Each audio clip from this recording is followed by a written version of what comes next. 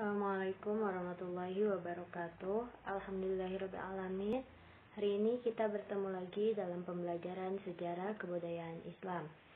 Sebelum kita memulai pembelajaran ini, mari kita ucap basmalah terlebih dahulu.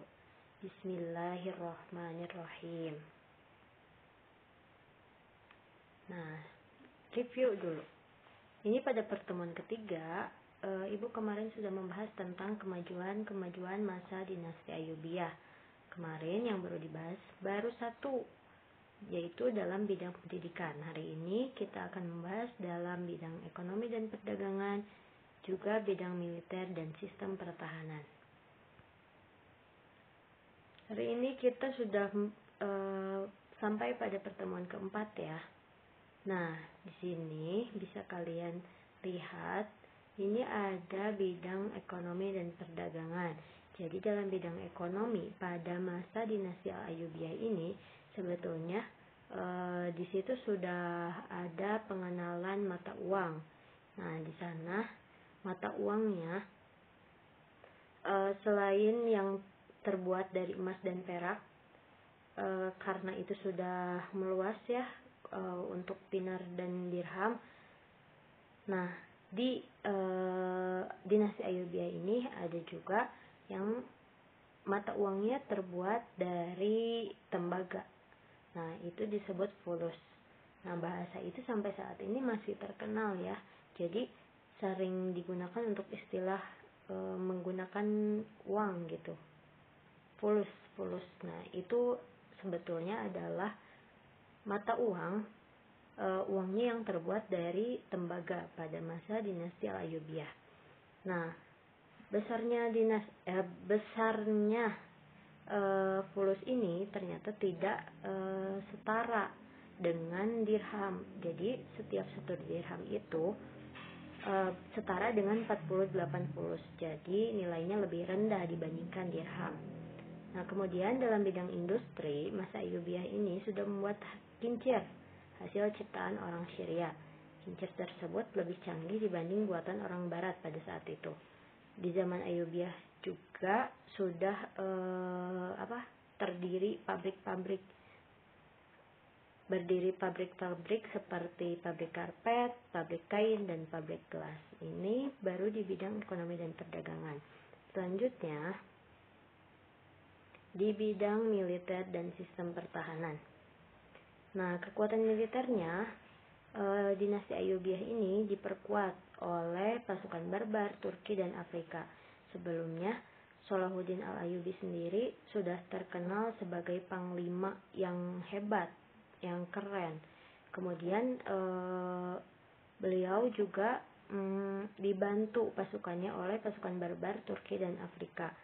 Nah, selain banyak yang memperkuat pasukannya, ada dari bangsa lain. Nah, ada juga pendukung dari kekuatan militernya, yaitu karena alat-alat perang. Kemudian terdapat pasukan berkuda, pedang, dan panah.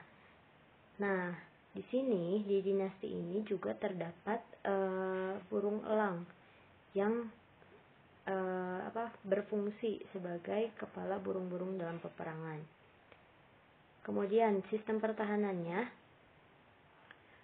Salahuddin Al-Ayyubi mempunyai bangunan yang monumental. Sampai saat ini bangunannya masih berdiri. Ibu sudah menampilkan gambar bangunannya di sana.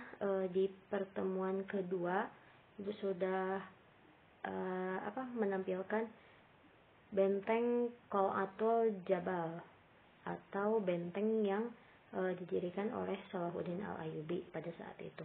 Kemudian benteng ini terdiri bersebelahan di dekat Bukit Muqattam dan berhampiran dengan Medan Sayyidah Aisyah.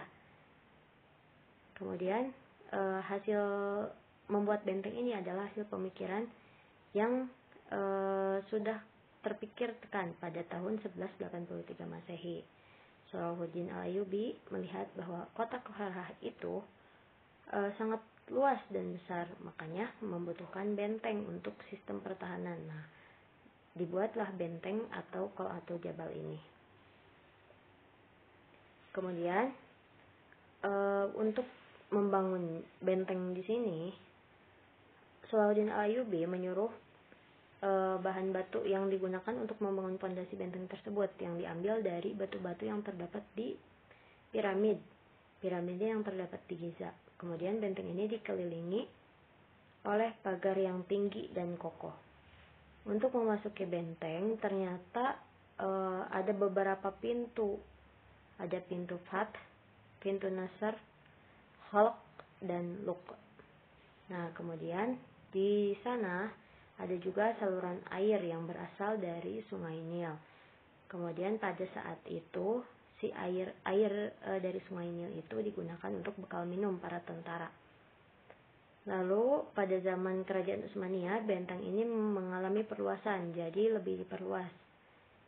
Nah, di bagian utara didirikan Masjid Muhammad Ali Pasha yang terbuat dari marmer dan granit.